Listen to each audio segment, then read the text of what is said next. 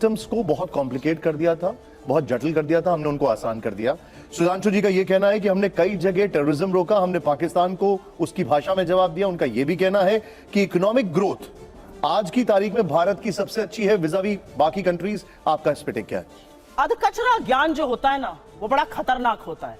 जैसे आधा सच पूरे झूठ से ज्यादा खतरनाक होता है। ये व्हाट्सएप यूनिवर्सिटी के स्नातक लगते हैं मुझे। मोदी जी ने एक काम किया है, दुनिया की सबसे बड़ी फेक न्यूज फैक्ट्री बनाई है और दुनिया की सबसे बड़ी व्हाट्सएप यूनिवर्सिटी भारत में स्थापित करी है और हर चरण चुंबक उसका सदस्य है। आपको मैं बताती हूं, उन्होंने आतंकवाद पर बात बोली। निकालिए अपने अपने फोन अभी। पिछले 2 हफ्तों में राजौरी में और पुंछ में आतंकवादी हमले में हमारे 5 जवान राजौरी में और 5 पुंछ में शहीद हुए।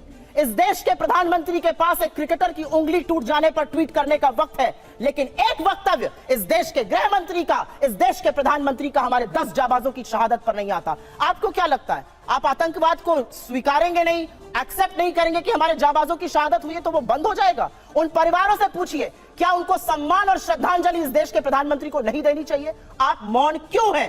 10 जाबाजों की शहादत हुई है पिछले 2 हफ्तों में। 20 जाबाजों की शहादत हुई चीन में, वहां पे गलबैया कर रहे हैं, झूला झूल रहे हैं चीन के साथ, साबरमती में बैठ के शहनाई सुन रहे हैं। ये बात करेंगे चीन पर? 18 बार प्रधानमंत्री चीन में गए, भगवान जाने क्या चीन से रिश्ता है, वो चीन का नाम लेने में कतराते हैं। क्यों डरते हैं हमारे प्रधानमंत्री चीन का नाम लेने में? ये सवाल मैं पूछती हूँ, ये सवाल देश पूछता है। 20 जाबाजों की शहादत हुई है। इन्होंने कुछ बातें बोली और उन बातों को बोलने से पहले मैं एक महिला हूं, आधी आबादी की बात कर लेते हैं। यहां से मुश्किल से 10 या 15 किलोमीटर दूर पर इस देश की सबसे डेकोरेटेड, सबसे सम्मानित वो लड़कियां जिन्होंने बड़े बड़ों को पटखनी देके हम सबके सीने गर्व से चौड़े किए, 1 महीने से बैठी हैं और यौन शोषण का आरोप आपके सांसद पर लगा रही हैं। आपके मुंह से एक शब्द नहीं फूटता है, एक शब्द नहीं निकलता है। मोदी जी के मुंह से एक शब्द नहीं निकलता है, अमित शाह के मुंह से।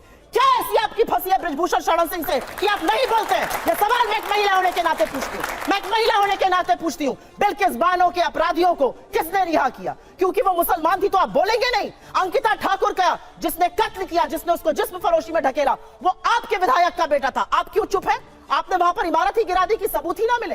आपका विधायक दोषी पाया गया है हत्या और सामूहिक बलात्कार का, कुलदीप सिंह सेंगर। ये बात करेंगे महिला सुरक्षा पर। ये चूड़ियां भेजते थे प्रधानमंत्री को, आज इनके मुंह से एक शब्द नहीं फूटता।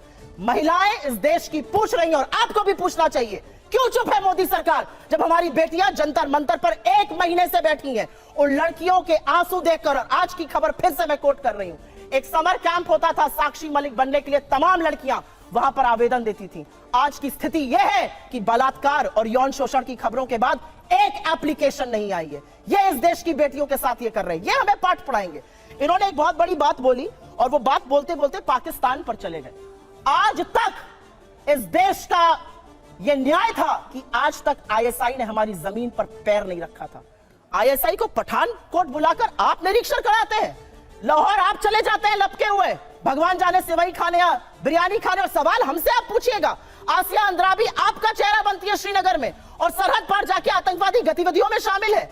आप एक दुर्दांत आतंकवादी को, यूसुफ को वहां पर टिकट देते हैं क्योंकि आपको अपनी सत्ता करनी है। ये कैसे लोग हैं? ये किस तरह के लोग हैं? ये जाबाजों की शहादत पर चुप रहेंगे, मणिपुर जलेगा ये चुप रहेंगे, ये प्रचार करते रहेंगे। इनको ये याद है कि इनको क्या क्या कहा गया। कर्नाटक जाकर क्या कहते थे साहब? मुझे फलाने ने ये कहा। कर्नाटक ने क्या कहा? कर्नाटक की जनता ने कहा, मुद्दे है बेरोजगारी, मुद्दे है महंगाई और मुद्दा है भ्रष्टाचार। अगर उस पर बात होगी तो हम बात करेंगे, नहीं तो विपक्ष में बिठाने का आपको काम करेंगे। साहब हिमाचल गए थे, हार गए।